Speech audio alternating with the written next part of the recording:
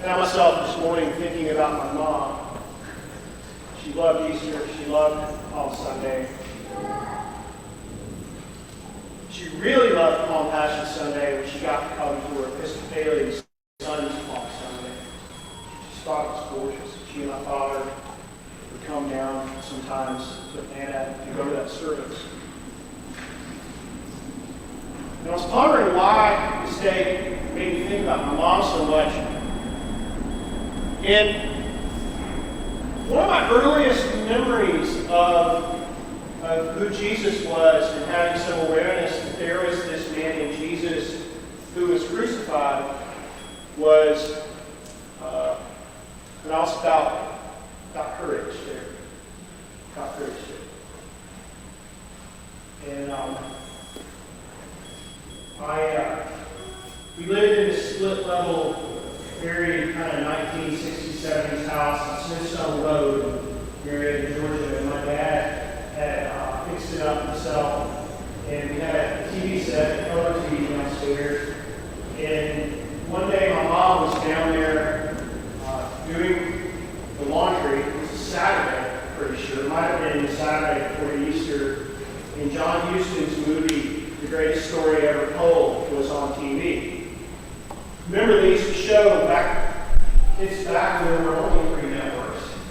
They would show the Ten Commandments once a year, Wizard of Oz once a year, and one of the networks would always show The Greatest Story Ever Told.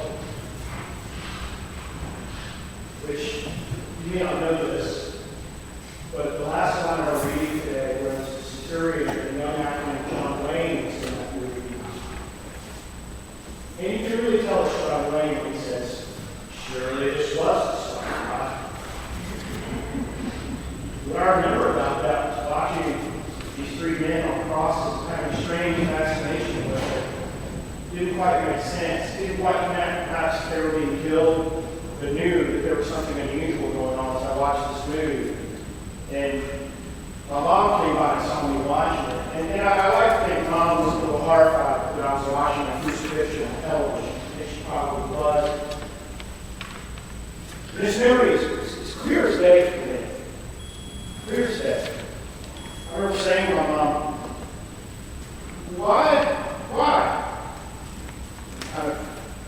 However, I asked her. I never gave a response. It was something like, people. That's it. She didn't try to explain the theology of the atonement. She had not read George Waltman's Crucified God.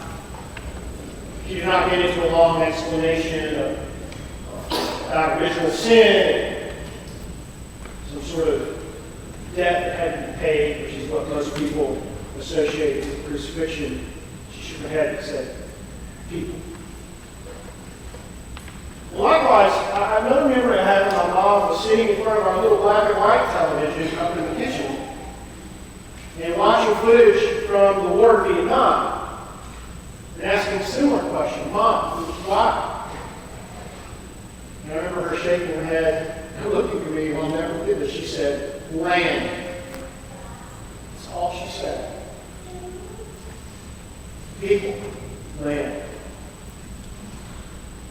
People responsible for the death of Jesus and these other 2 men, whoever they were, and war is caused by people's desire for the same piece of land.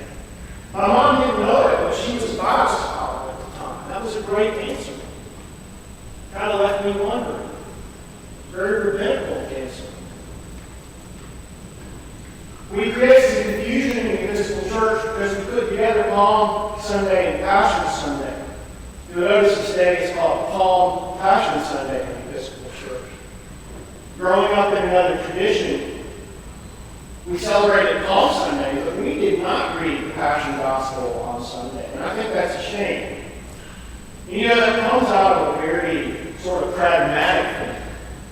Friday happens at the end of a long week. People are tired on Friday. It's hard to get here on Friday. And thank you to those of you who brought your children with you today. I know that's no small task. Sorry, I got to turn my microphone on. But we came at a very pragmatic thing, that on Palm Sunday we had a nice crowd, and on Good Friday, not a lot of people come on Good Friday always, and for very good reasons. Same thing, not a lot of people come on Maundy, Thursday.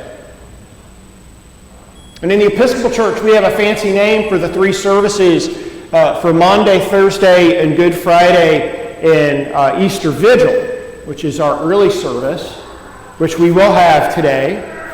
Here we have it at 7 a.m. and not 6, so you get an extra hour of sleep. But we call it the Triduum. And if you have never been to all three of those services during Holy Week, I invite you to try that sometime. I know that can be difficult. If you can't come to all three, come to one of them. If you've been to one, come to two. Because within that, you get the entire arc of Holy Week. And we have to include some of that today on Palm Passion Sunday, so people can be ready when they come for Easter, so people will have experienced the Passion, will have experienced the crucifixion and the burial of Jesus before they come for Easter. We start with Jesus washing his friends' feet, and then we move on to the crucifixion of Jesus, and then on the vigil, we not only resurrect Jesus, but we thank God that it's light again. And build a little fire. And it's important today that you sit into the reality of Holy Week and the reality of Good Friday, which is Jesus died because people. What they used to say to us in Sunday school when I was little to make us feel especially bad about ourselves, because I was a horrible little boy. I was a horrible kid. The Sunday school teacher would say, "You know, you killed Jesus." Which was a misappropriation of my mom's very good theology of people killed Jesus. And I remember feeling horrified at that and thinking to myself, I didn't kill Jesus, Miss Parks. Your breath certainly might have killed him. But people killed Jesus, we see. And you see, if you follow this story, Jesus comes in triumphant, on a donkey though, poking fun at a triumphant Caesar or a triumphant general coming into town after battle. Jesus has journeyed from the south, from around Jericho, where he has healed. Joshua now, has come after fighting this battle, not against human beings, but against the forces of evil, against death, against sickness, against people being outcast, and he comes riding in on this humble donkey. And many of the people are happy to see him because some of them believe that he has come in to help them once and for all take that city back from its occupiers. And yet when that does not happen, they begin to focus in on Jesus being against the grain in their religion, and Jesus saying and doing things that offend them. And then they begin to fall into the all too human pattern of needing someone to blame. Jesus has come. They are still enslaved by Rome. They are still oppressed by the economic and social circumstances. Many of them are still oppressed by the religious establishment. Jesus has not done anything for us, so take him. Suddenly, people went from wanting a hero and seeing a hero to needing a scapegoat. And rather than fight his scapegoating, Jesus walks willingly to the cross, loving the people who scapegoat him, and saying to God something that's very true. Lord, bless them. They do not know what they're doing. In one of the gospel accounts, because people truly do not know what they are doing. They have fallen into this powerful crowd. They have fallen into the crowd's tendency, the public's tendency, people's tendency to need a scapegoat. And Jesus becomes that scapegoat. And so today we have to sit and reflect on the all too human tendency, the all too human evil of scapegoating, of creating some object or person towards whom we can focus our violence, focus our frustration, focus our envy, whatever life has thrown to us or however we were born, so that we don't focus it upon each other and collapse as a world and a culture. Now, if this is sounding all too familiar, it's something that all of us do. All of us practice scapegoating, and it's as ancient as time itself. You think about Cain and Abel, you think about Isaac and Esau, you think about Jesus' disciples abandoning him rather than embracing the fact that they are to join with him, perhaps receive some of the energy that the crowd has towards the scapegoat. It's something that we all understand. Yet Jesus does this today and does not resist. He continues in his way of self-giving love, understanding that he is walking to the cross. And see, the problem with Palm Passion Sunday is we know the end of the story, don't we? We know that Easter is just around the corner. I personally find it somewhat horrifying that churches will have Easter egg hunts on Palm Sunday, because Christ has not risen yet. Easter is not here. We have to sink into the story on this day and understand that we have a part in the same processes, the same powers that put Jesus on the cross and put him to death on that terrible, fateful day. We take part in processes, in laws, in crowds that scapegoat. And so today, I want us to think through who those people are for us personally. I want us to think through who those people are for us as a culture and who those people might be in the public eye right now. Because the truth is, friends, no person is the cause of all of our problems, are they?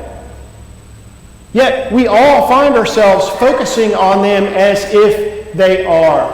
And friends, from that, on Palm Passion Sunday, I will tell you that most, if not all, of the world's woes, like war, violence, strife between neighbors and friends, comes from that need that we have to have what that other person has, and the need to scapegoat that person, perhaps, rather than look inwardly on evil as it sits in our hearts, and darkness as it sits in our hearts, and hate as it sits in our hearts, and our need for violence as it sits in our hearts. Because see, that is how people put Jesus to death on that fateful day. That is how wars are started. That is how children are murdered in schools. That is how people are harmed in disputes. That is what sits at the core of the evil of the world. And before we let Jesus be resurrected on next Sunday, we need to sit with that reality, with that fact of our nature. When I was little, I always wanted, when I saw John Huston's The Greatest Story Ever Told, to have a different ending. I would watch the beginning when Jesus was traipsing around, healing people and preaching. And I'd think to myself, gosh, I hope he doesn't die this time, knowing that he would. And then also knowing that he would come back to life. And I would wish that we could skip that whole unpleasant scene. And I'd imagine a few times I excused myself to go get a big bowl of popcorn or something during that scene. But friends, we need Good Friday in order to have Easter. And we need to have Good Friday for the things that we would like to lay on the cross with Jesus. because today he walks towards it. And he dies for us, people who killed him and who hated him and who left him. Amen.